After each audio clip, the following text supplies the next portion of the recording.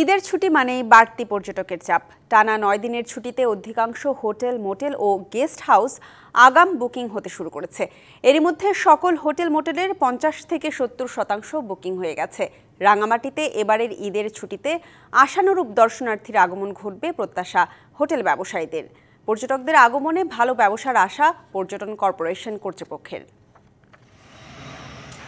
রাঙামাটি মানেই সতেজ প্রকৃতি, মেঘ আর পাহাড়ের লুকোচুরি। প্রকৃতির অপার এ সৌন্দর্য উপভোগ করতে বরাবরই ভ্রমণ পিপাসুরা ভিড় জমায় জেলার বিভিন্ন পর্যটন স্পটে।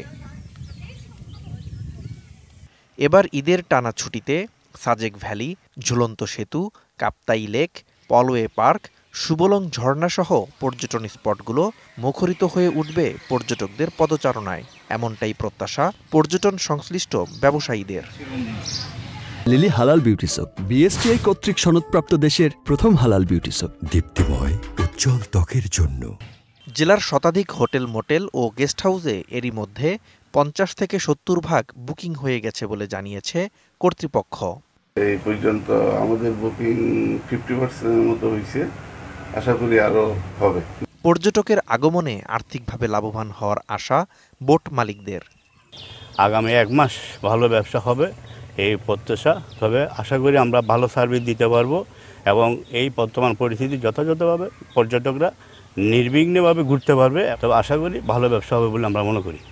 আশানুরূপ বুকিং পাওয়ায় ভালো ব্যবসার প্রত্যাশা পর্যটন কর্পোরেশনেরও। এই ঈদে যারা আমাদের টুরিস্টরা আসবে তারা প্রাণ ভরে রাঙামাটিকে উপভোগ করতে পারবে। আশা রাখছি গত বছরের তুলনায় এই বছর আরও আমাদের টুরিস্ট বেড়ে যাবে এবং আয়ও অনেক বৃদ্ধি পাবে। এবার ঈদের ছুটিতে জেলায় লক্ষাধিক পর্যটকের আগমন ঘটবে, এমনটাই প্রত্যাশা ব্যবসায়ীদের। DVC news desk.